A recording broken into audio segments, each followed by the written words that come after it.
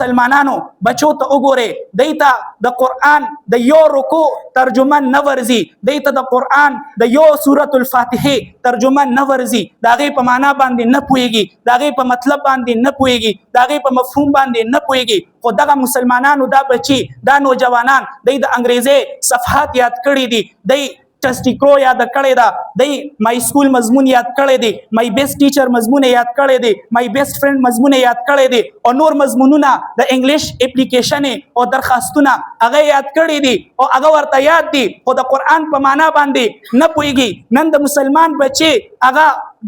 د انګریزي کې د زناورو نومونه خو ورځي چې آتی ته ایلیفنټ وای او سپي ته ډوګ وای او پیشو ته کیټ وای، دا خو ورته ورځي، خو په عربي کې د زناورو څه نومونه دي دا نه ورځي. په انګلیش کې ورته دا خو پته ده چې دا د ورځو نومونه څه دي، دا منډې ده، دا سنډې ده، دا ټیوزډې ده، دا وینسډې ده، دا فرایډې ده، دا خو ورله پته ده. خو که تپوس دې وکړي چې په عربي کې د دې څه نومونه دي دا پته ورته نشته دي چې اتوار ته یوم الاحد وای، هفتې ته یوم السبت وای، یوم الاحد څه ته وای، یوم الاثنين څه ته وای، یوم الثلاثاء څه ته وای، یوم الاربعاء څه ته وای، دا ورله پته نشته دي. د انګریزي د میاشتو نومونه خو ورته ورځي، خو د اسلامي د میاشتو نومونو تپوس دې نه وکړي نو د هغې نه بې خبره دی.